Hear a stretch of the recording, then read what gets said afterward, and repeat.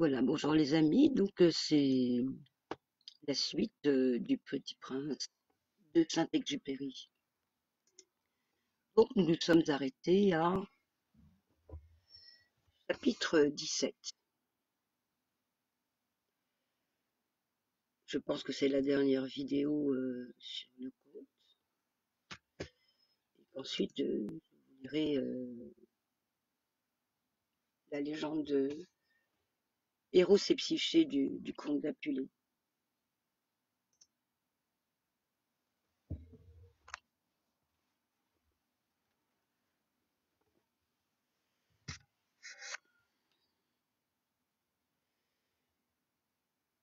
Quand on veut faire de l'esprit, il arrive que l'on mente un peu. Je n'ai pas été très honnête en vous parlant des allumeurs de réverbères. Je risque de donner une fausse idée de notre planète à ceux qui ne la connaissent pas. Et les hommes occupent très peu de place sur la Terre. Si les 2 milliards d'habitants qui peuplent la Terre se tenaient debout et un peu serrés, comme pour un meeting, ils logeraient aisément sur une place publique de 20 000 de long sur 20 000 de large. On pourrait entasser l'humanité sur le moindre petit îlot du Pacifique. Et les grandes personnes, bien sûr, ne vous croiront pas. Elles s'imaginent tenir beaucoup de place. Elles se voient importantes, comme des baobabs. Vous leur conseillerez donc de faire le calcul. Elles adorent les chiffres. Ça leur plaira. Mais ne perdez pas votre temps à ce pensum. C'est inutile. Vous avez confiance en moi. Le petit prince, une fois sur terre, fut donc bien surpris de ne voir personne. Il avait déjà peur de cette trompée de planète quand un anneau couleur de lune remua dans le sable. Bonne nuit, fit le prince à tout hasard. Bonne nuit, fit le serpent. Sur quelle planète suis-je tombé? Demanda le petit prince. Sur la terre, en Afrique, répondit le serpent. Ah, il n'y a donc personne sur terre? Ici, c'est le désert. Il n'y a personne dans les déserts. La terre est grande, dit le serpent. Le petit prince s'assit sur une pierre et leva les yeux vers le ciel. Je me demande, dit-il, si les étoiles sont éclairées afin que chacun puisse un jour retrouver la sienne. Regarde ma planète. Elle est juste au-dessus de nous. Mais combien elle est loin. Elle est belle, dit le serpent. Que viens-tu faire ici? J'ai des difficultés avec une fleur, dit le prince. Ah, dit le serpent. Et ils se turent. Où sont les hommes? Reprit enfin le petit prince. On est un peu seul dans le désert. On est seul aussi chez les hommes, dit le serpent. Le petit prince le regarda longtemps. Tu es une drôle de bête, lui dit-il enfin, mince comme un doigt. Mais je suis plus puissant que le doigt d'un roi, dit le serpent. Le petit prince eut un sourire. Tu n'es pas bien puissant. Tu n'as même pas de pattes. Tu ne peux même pas voyager. Je puis t'emporter plus loin qu'un navire, dit le serpent. Il s'enroula autour de la cheville du petit prince comme un bracelet d'or. Celui que je touche, je le rends à la terre dont il est sorti, dit-il encore. Mais tu es pur, et tu viens d'une étoile. Le petit prince ne répondit rien. Tu me fais pitié, toi si faible, sur cette terre de granit. Je puis t'aider un jour, si tu regrettes trop ta planète. Je puis t'aider un jour, si tu regrettes trop ta planète. Puis, oh, j'ai très bien compris. Puis le petit prince. Mais pourquoi parles-tu toujours par énigme? Je les résous toutes, dit le serpent. Et ils se turent. Chapitre 18. Le petit prince traversa le désert et ne rencontra qu'une fleur à 3 pétales, une fleur de rien du tout. Bonjour, dit le petit prince. Bonjour, dit la fleur. Où sont les hommes? Demanda poliment le petit prince. La fleur, un jour, avait vu passer une caravane. Les hommes? Il en existe, je crois, 6 ou 7. Je les ai aperçus il y a des années. Mais on ne sait jamais où les trouver. Le vent les promène. Ils manquent de racines. Ça gêne beaucoup. Adieu, fit le petit prince. Adieu, dit la fleur. Chapitre 19. Le petit prince fit l'ascension d'une haute montagne. Les seules montagnes qu'il eût jamais connues étaient 3 volcans qui lui arrivaient aux genoux. Et il se servait du volcan éteint comme d'un tabouret. D'une montagne haute comme celle-ci, se dit-il, j'apercevrai d'un coup toute la planète et tous les hommes. Mais il n'aperçut rien que des aiguilles de roc bien aiguisées.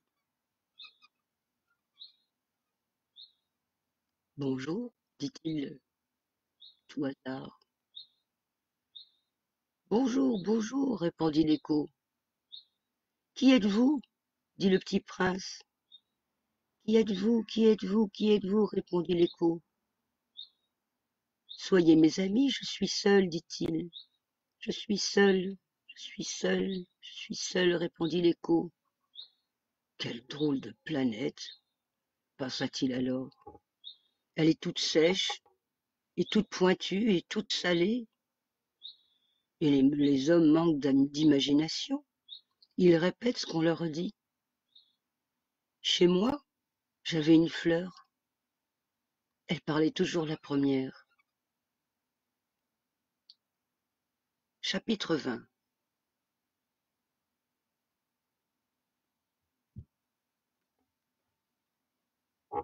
Mais il arriva que le petit prince, ayant longtemps marché à travers les sables, les rocs et les neiges, découvrit enfin une route. Et les routes vont toutes chez les hommes. Bonjour, dit-il. C'était un jardin fleuri de roses. Bonjour, dirent les roses. Le petit prince les regarda. Elles ressemblaient toutes à sa fleur. Qui êtes-vous? Leur demanda-t-il, stupéfait. Nous sommes des roses, dirent les roses. Ah, fit le petit prince. Et il se sentit très malheureux. Sa fleur lui avait raconté qu'elle était seule de son espèce dans l'univers.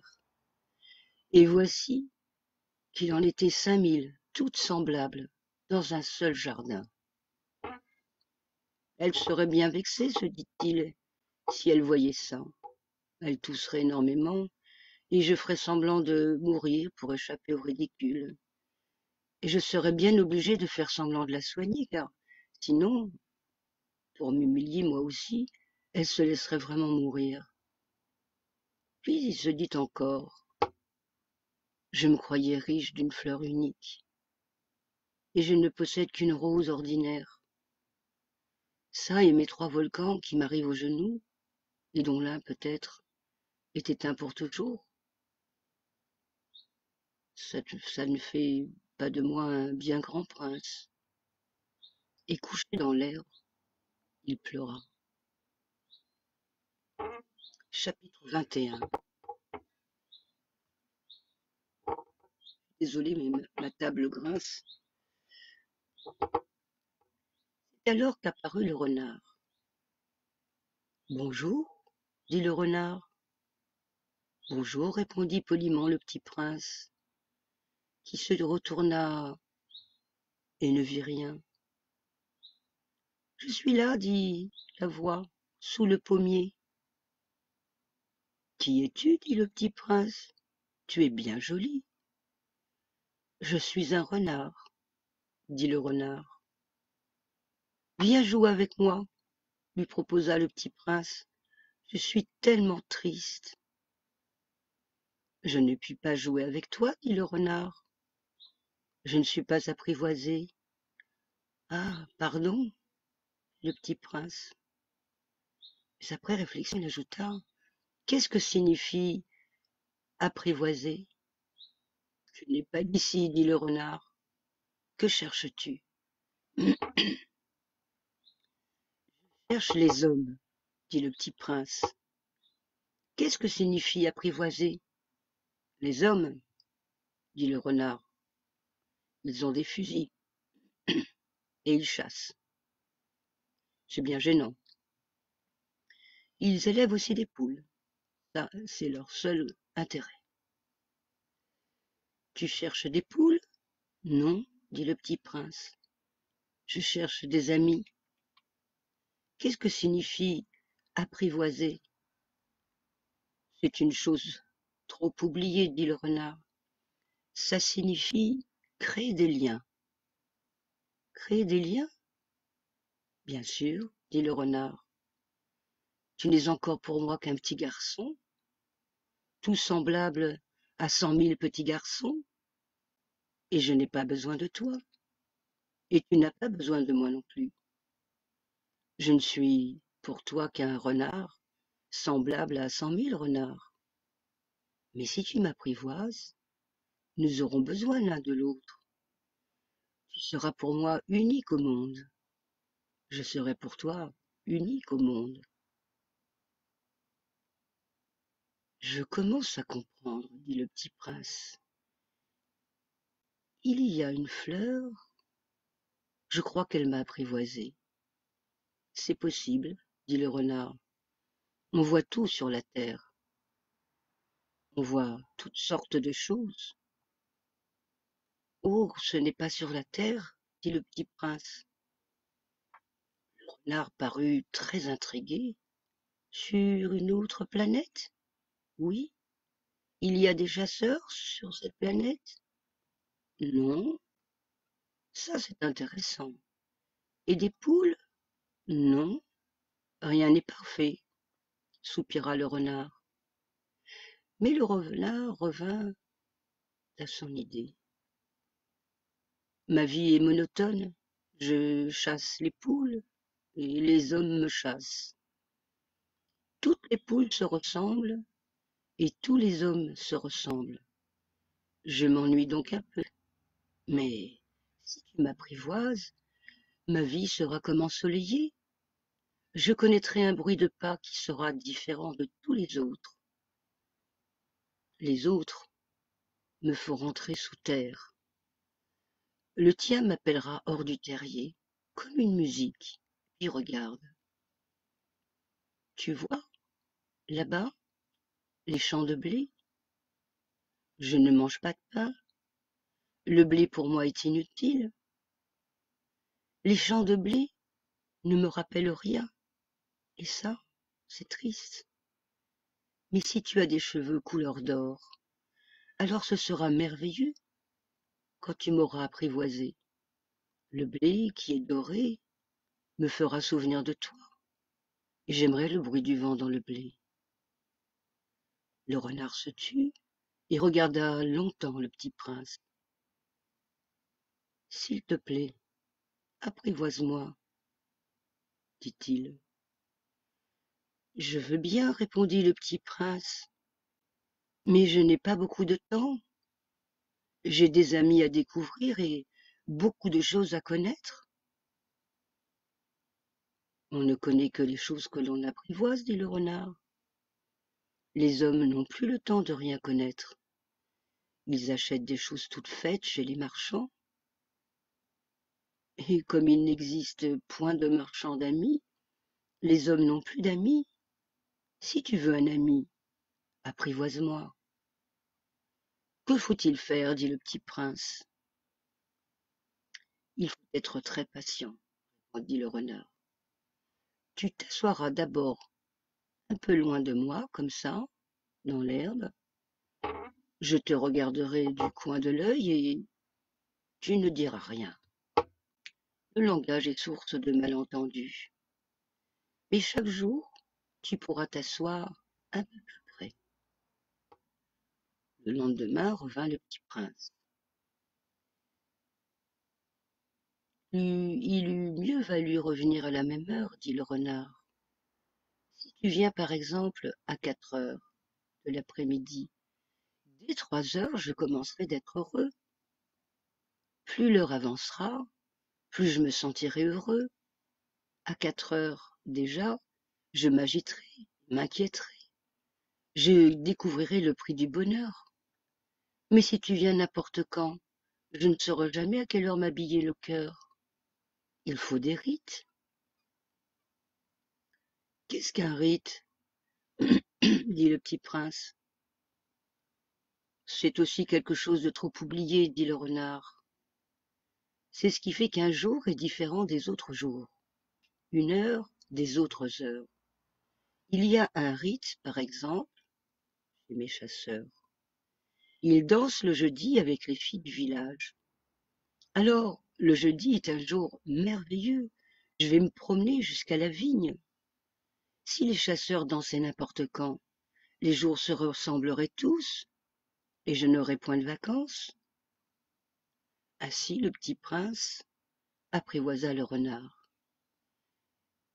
Et quand l'heure du départ fut proche, ah, dit le renard, je pleurerai. C'est ta faute, dit le petit prince. Je ne te souhaitais point de mal, mais tu as voulu que je t'apprivoise. Bien sûr, dit le renard. Mais tu vas pleurer, dit le petit prince. Bien sûr, dit le renard. Alors tu n'y gagnes rien. J'y gagne, dit le renard, à cause de la couleur du blé. Puis il ajouta, va revoir les roses. Tu comprendras que la tienne est unique au monde. Tu reviendras me dire adieu et je te ferai cadeau d'un secret. Le petit prince s'en fut pour revoir les roses. Vous n'êtes pas du tout semblable à ma rose. Vous n'êtes rien encore, leur dit-il. Personne ne vous a apprivoisé, et vous n'avez apprivoisé personne. Vous êtes était mon renard. Ce n'était qu'un renard semblable à 100 000 autres. Mais j'en ai fait mon ami. Il est maintenant unique au monde. Et les roses étaient bien gênées. Vous êtes belle, mais vous êtes vide, leur dit-il encore. On ne peut pas mourir pour vous. Bien sûr, ma rose à moi, un passant ordinaire, croirait qu'elle vous ressemble. Mais à elle seule, elle est plus importante que vous toutes, puisque c'est elle que j'ai arrosée, puisque c'est elle que j'ai mis sous globe, puisque c'est elle que j'ai abritée par le paravent, puisque c'est elle dont j'ai tué les chenilles, sauf les 2 ou 3 pour les papillons, puisque c'est elle que j'ai écouté se plaindre ou se vanter, ou même quelquefois se taire, puisque c'est ma rose. Et il revient vers le renard.